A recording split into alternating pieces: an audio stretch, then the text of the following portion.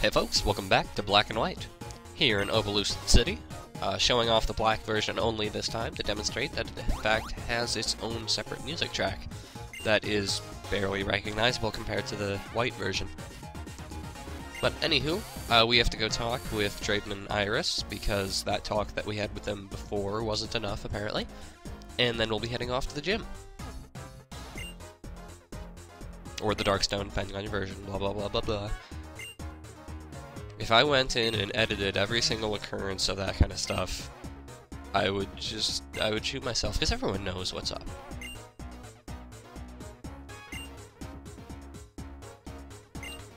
Yeah, this is the backstory, and it's shared between versions, basically. One guy likes truth, one guy likes ideals. Pokémon, it's like they're fighting, tears it apart, both literally and figuratively.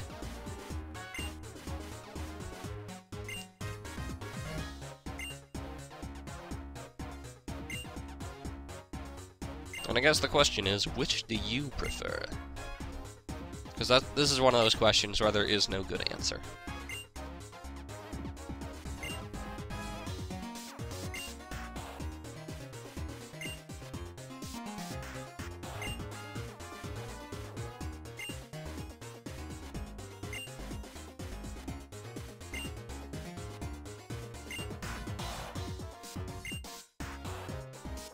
Well, way to go, guys.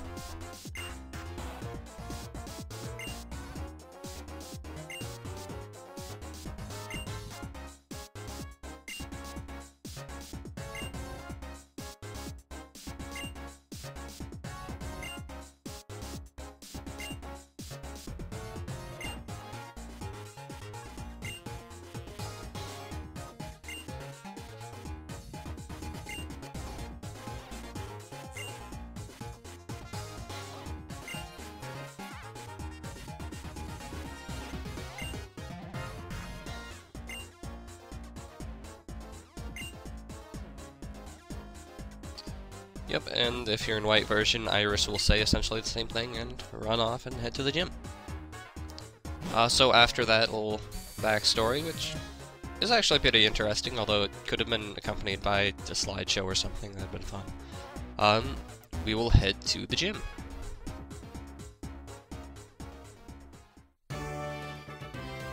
Now, as has been pointed out before, this is indeed a Dragon-type gym, and unfortunately, there aren't many dragon types in Unova. Like, there's a decent amount, but they chose dragons because it was cool, not because there was actually a good selection of them.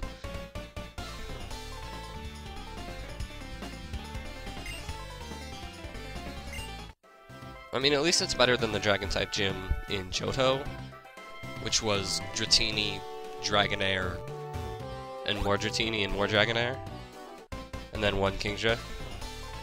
That was kind of terrible. But this isn't too much better. You've seen most of the Pokemon here. In fact, this is the only one that you haven't seen before, other than one of the Pokemon that the gym leader has. This is Dano. I think it's Dano? It's like Dino, but Dano. Yeah. It's a dragon type. You find it in Victory Road. Not too special until it's fully evolved. But other than that, it's a bunch of Fracture, Dragondon thing or two, and some Danos. So you will either learn to deal with dragon types, or suffer greatly.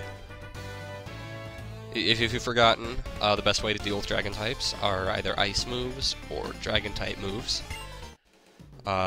You may or may not have any dragon type moves, depending on if you picked up a dragon type, but ice moves are always a good thing to have, and luckily, in Black, I have this wonderful thing, called a Vanillite, and it destroys things with relative ease, using all sorts of ice type moves. But even then, it's not too tough a gym. I mean, brute force it. People get caught up on what do you need to totally decimate a gym, like using type advantages. But you can brute force your way through any gym if you're patient enough and you have enough potions. Anyway, this whole gym is something sort of resembling a maze, except if you get lost, you're absolutely an idiot. Because every dead end is like 2 feet away from the intersection, and you can tell because there's nowhere else to go. See that one over there on the left? Yeah, it's neat from a visual perspective, because it's multi-leveled and like run down hills or hop down onto another level, and it's neat, but it's not challenging. It doesn't actually challenge you, and I think that's what's missing from a lot of the Unova gym puzzles, is that they're not really puzzles or difficult in any regard. They're just cool ways to get around, which isn't inherently bad, but I don't know.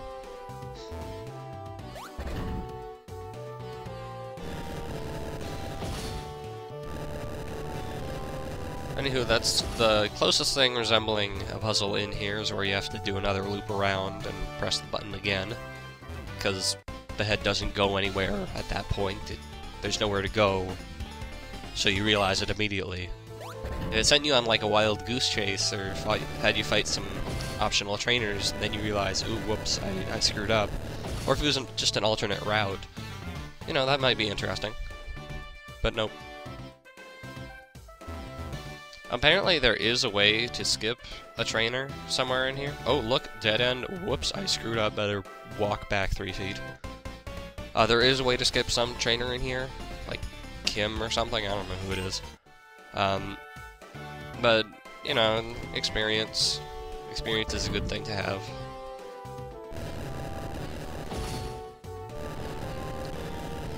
And ta-da! We are heading up to the gym leader, whether it be Iris or Drayden.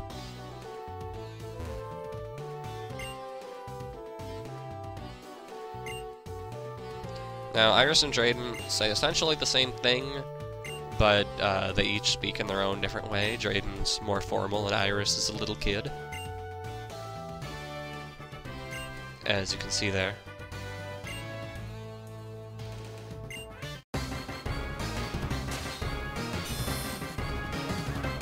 I'm very proud of that intro, by the way. Anywho, as I stated in the last episode, Iris and Drayden are essentially the same, aside from gender and ability of one Pokemon. So you can apply basically the same strategy to both of them, and as I said last time, I think that's really uncreative, and I think they could have done better. But Lilo's strategy here is essentially the same as it's ever been. Use Work Up to get swole, and then destroy them. Luckily I don't need to power up too much, otherwise it would use Dragon Dance a couple times, and it would get actually really dangerous with increased attack and speed. But it's dead. Hooray. Don't let it get Dragon Dances up, because that's just a bad idea. Now, logically, I wouldn't have to worry about basically anything in this gym in Black version, since I have Edmund on my team, and I can basically one-hit KO everything. But I figured that'd be kind of boring to watch, so I'm only using him for Fracture here, and I'm going to make it a little more interesting for the other ones. Rest assured that he could solo this gym without probably getting hit, if I had to guess. Also, screw Hail. Gives Blizzard 100% accuracy. I don't use Blizzard. Not my thing. Anyway, Drudigon. I don't know. It's the guy in the tower that is dead now, and yeah. He's okay, but he doesn't evolve, so he's not really as attractive as some of the other dragon types that you can get your hands on. Anyway, yeah, using Lil here, solely for the sake of variety.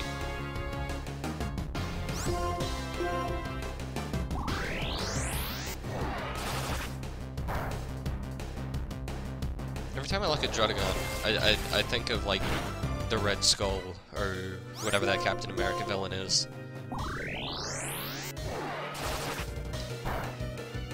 Anyway, he's dead. Hooray. See, that's what I mean by you can brute force these things. You don't need to have a type advantage Pokemon.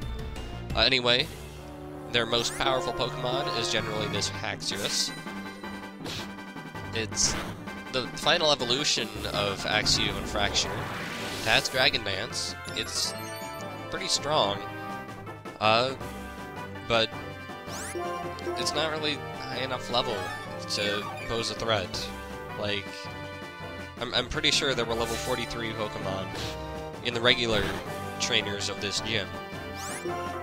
It's getting to the point where gym leaders aren't really challenges, they're just more glorified regular trainers, with maybe one interesting Pokemon for each. Oh, look at this. And don't tell me it's because I'm over-leveled, like, just because Lilo is 58. This, look, Manfred is gonna be a boss to this guy, and Manfred is Manfred.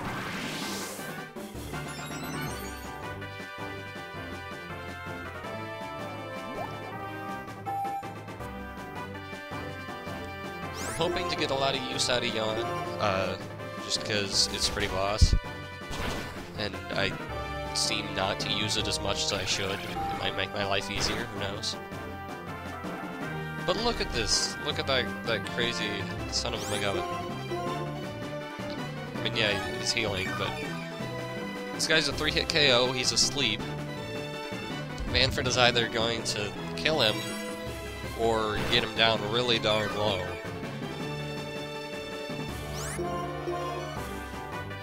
Also using Dream Eater because it's slightly stronger than Psychic, and it sucks energy. It's pretty boss. It's cool like that. And I feel like if the random number generator were on my side, that could have been a 2KO, but who knows? Someone yelled at me for using the term random number generator when it's supposed to be like min-max damage, even though it won't always be the minimum or the maximum, and it's calculated by calculating a random number generator thing. It's like it generates a random number. Oh, you jerk. Manfred was gonna solo you. You card. He couldn't take the pressure of being defeated by a wall, basically. Anywho, using Surf, it's down. I'm feeling it could be dangerous if you let it become dangerous with Dragon Dances, but you shouldn't do that. Anyway, slightly different dialogue. Amazing, I know.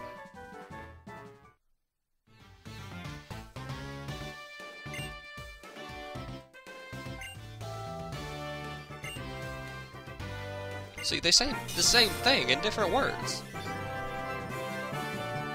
I mean, they can't have them too different, otherwise people will feel gypped for getting one version over the other. But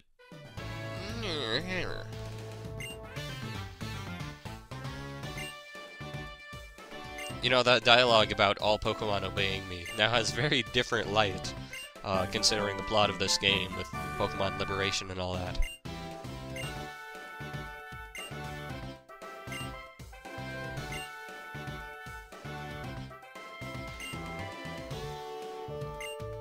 It's further along the linear path that I've been following this whole time. Okay, gotcha.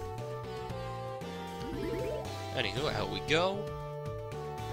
And that takes care of the final gym. We are off to the Pokemon League. Oh, hello there, Juniper.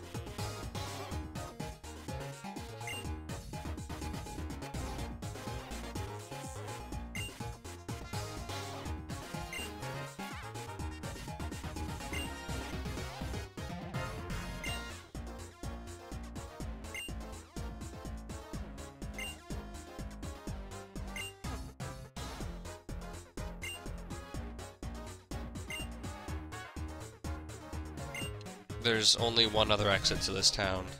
I really don't need this. Amazing. Amazing, I never would have found this.